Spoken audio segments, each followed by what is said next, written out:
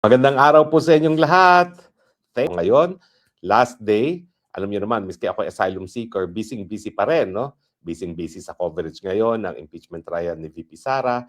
Alam niyo, maaga ako dapat gumising kasi ang alas 2 dyan sa Pilipinas ay alas 8 rito, no? At syempre, marami rin pinaghahandaan kasi marami rin dapat mga background information na malaman para tayo makapagkomentaryo doon sa tanungan, no? So actually, maraming trabaho rin yan maski ikaw ay walang ginagawa at nagka-annotate lang, hindi lang yung mga abogado nagtatrabaho, no?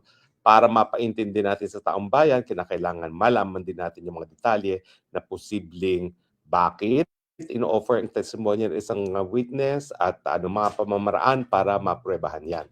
Now, sa susunod na linggo po, nag-schedule ng oral arguments kung dapat bang buksan ang mga bank accounts ni VP Sara at ng kanyang mga tax filings sa BIR. Well, inaasahan po natin na parehong panig naman will do their best pag argue ng mga bagay-bagay nito. Pero preliminarily today, dahil bukas wala naman tayong broadcast, discuss na natin kung dapat bang buksan yung mga bank accounts ni VP Sara at saka yung mga tax filings ni VP Sara. Unang-una, no, bago natin puntahan ng detalye yung bank accounts at saka ang tax records kasi mga iba't ibang batas ang umiiral, no, dito sa dalawang bagay na ito. Sa mga bank accounts ang umiiral ay yung Secrecy of Bank Deposit Act at saka yung Anti-Money Laundering Law, no? At doon naman sa tax filings ni VP Sara, ang umiiral ay National Internal Revenue Code. Pero whether be it bank accounts or tax filings, ang importante, it must be relevant or material. Ano ba yung ibig sabihin ng relevant o material? Meron itong silbi sa pagpapatunay ng mga paratang kay BP Sara. Now, ano ba yung paratang nila na nais nilang patunayan sa pamamagitan ng mga bank deposits at saka ng tax filings? Na siya daw ay nangurakot, graft and corruption. Ngayon, paano mapapatunayan ngayon ang pangungurakot sa pamamagitan ng bank records? No? Well, yung bank records, makikita mo yan kung meron talagang napakatinding pagtaas ng kanyang mga deposito sa bangko nung siya ay pumasok sa gobyerno. Tanong, tama ba na pati yung mga tax records na at saka bank records ni BP Sara nung mga taon na hindi pa siya presidente ay sinusumiti na sa BIR? Well, siguro ang importante lang yung mga last year bago siya naging vice president. Kasi doon naman importanteng malaman kung talagang nakinabang si VP Sara sa kanyang posisyon, no, bago siya naging vice president noong 2022.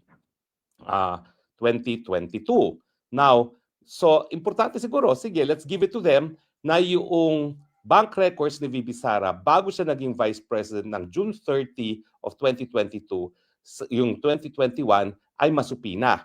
Kasi dyan natin makikita kung merong biglang taas sa mga deposito ni VP Sara. Pero yung mga taon na mga bank deposits before 2021, yung mga wala namang kinalaman sa mga panahon na siya ay naging vice president, hindi na kinakailangan yon because they will not be relevant or material.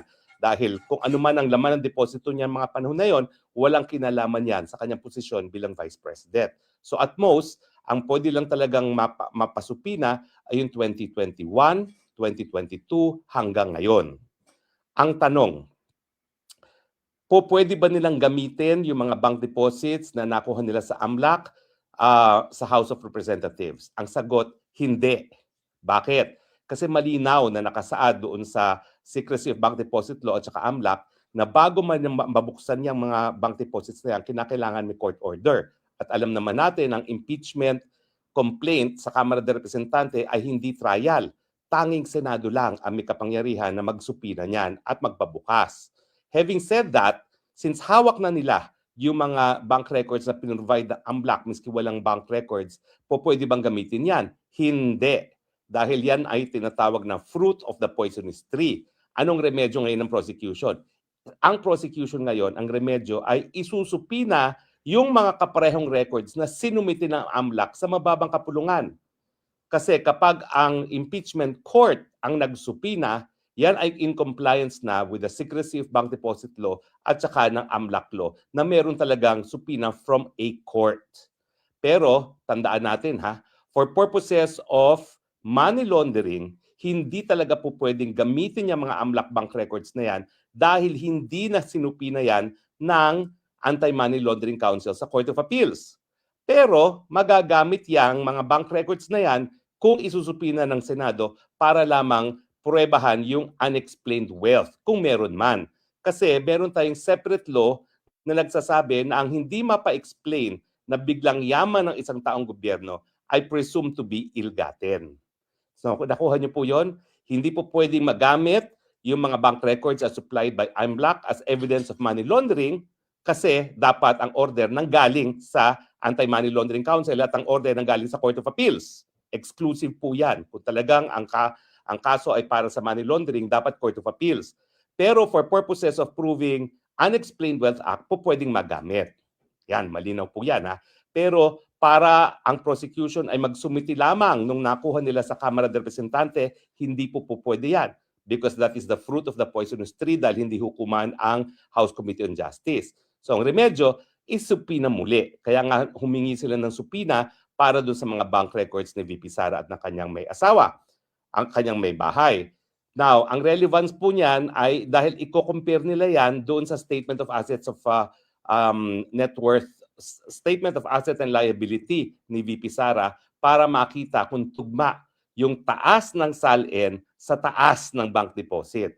Dahil kapag biglang mas mataas ang increase ng bank deposit kaysa sa taas ng SALN, ibig sabihin, merong Unexplained Wealth Act. Pero yan po ay para sa taon lamang na 2021 hanggang sa ngayon. Ibang usapan po ang tax filings.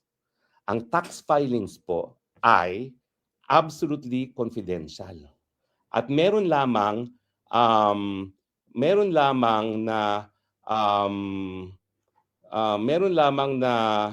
isang exception diyan sa ano na yan, sa exception na yan. Sandali po ha, inaayos ko lang yung aking PowerPoint, no? Yan. Ano ba 'yon? Yan. Ano ba yan? Mali. Sandali, hanapin natin. Hindi po yan. Mali. Okay, remove from stage. Ayan, okay. Hanapin natin yung slide. Ay, naku, dati na itong yan ang hirap sa mga technology. Okay. Anyway, ang punto po ay tanggalin po natin yan, ha? Okay? Present or invite. Okay, hanapin natin yung slides. Sandali, ha? Hanapin natin yung slide. Meron akong slide para maintindihan nyo at mabasa natin, di ba? Yan. Ba't kaya wala? Wait. Ang slide ay your computer. Ayun. So, I have to fight from my computer. Ito. PPT. Yan. Ayan. Yan. Ito, nakuha na natin ang ating slide na kinakailangan, no? So, pagdating sa tax filing, pansinin ninyo ang sinasabi ng National Internal Revenue Code, no? Meron pong provision sa National Internal Revenue Code na nagsasabi na ang mga tax filings ay absolutely confidential. Hindi po pwedeng isa publiko. Now, pag merong court order at merong court order from the Senate, po pwede na ba yan? Abay, tignan ninyo ang sabi ng batas. After assessment, income tax returns filed with the Bureau of Internal Revenue constitute public records and may be inspected only upon the order of the President of the Philippines under rules and regulations prescribed by the Secretary of Finance upon recommendation of the Commissioner of Internal Revenue. Ito po yung dahilan kung bakit pati po ang BIR Commissioner isinumite ang mga hinihinging dokumento ni BP Sara pero hindi pinabuksan.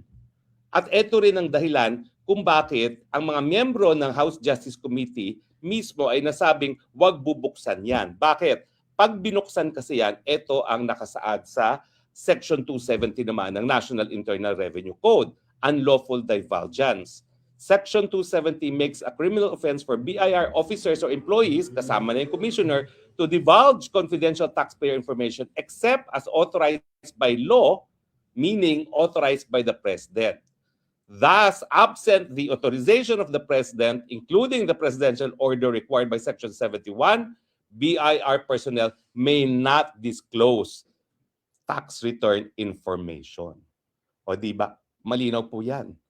Ibig sabihin, hanggang walang pagpapayag ang presidente na ang Internal Revenue Commissioner ay isa publiko ang mga tax records ni VP Sara, hindi po pwedeng gawin yan, maskip na meron pang order ang impeachment court.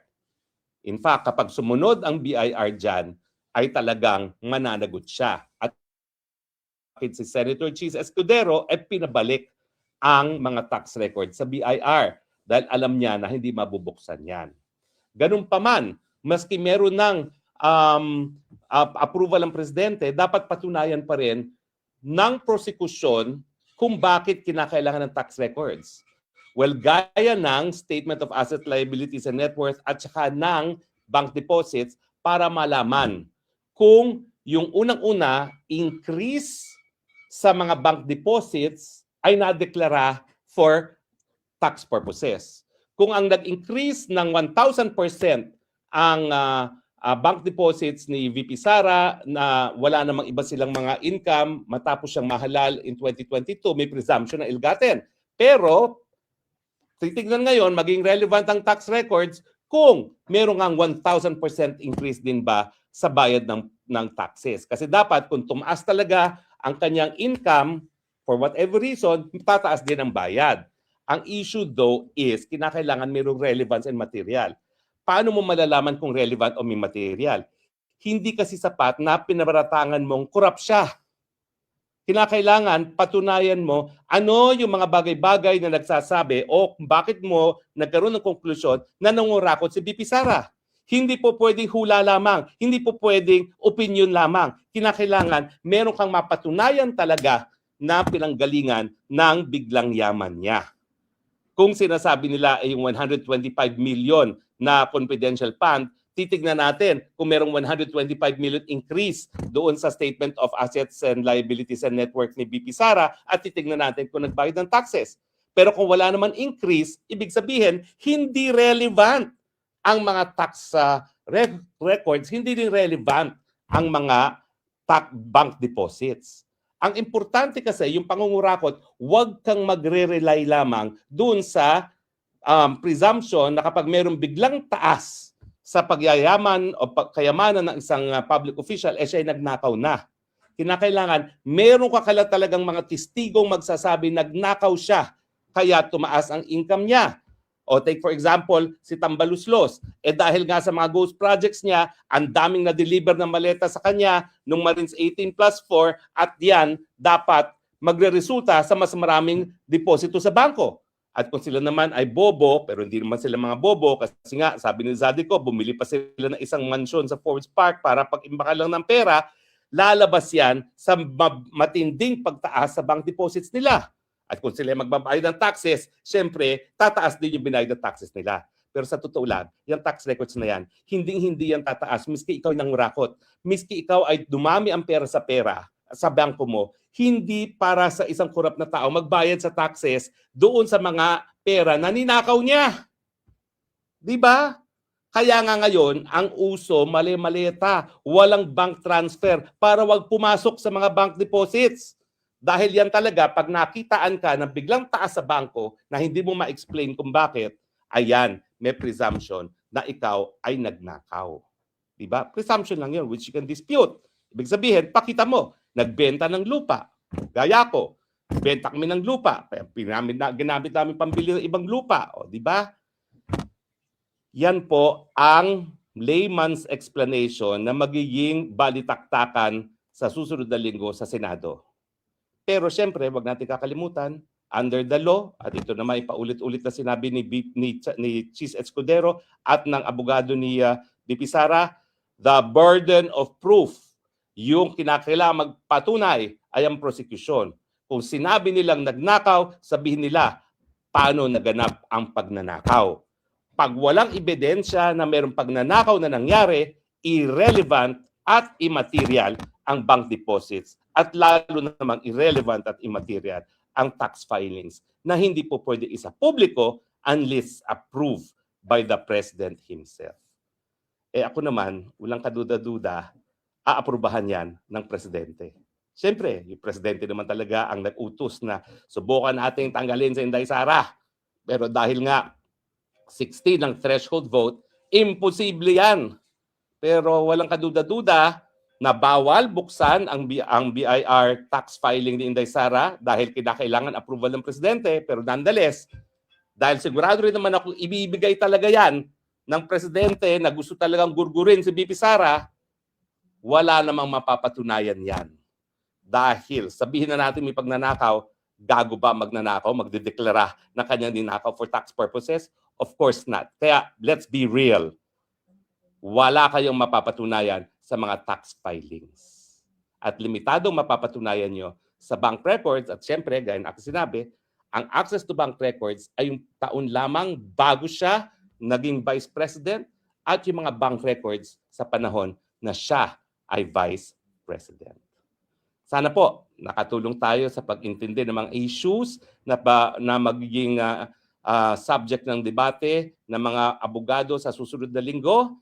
Meanwhile, ito po inyong Spokesman Bayan nagsasabi, I love you Philippines. You're the only country that I have.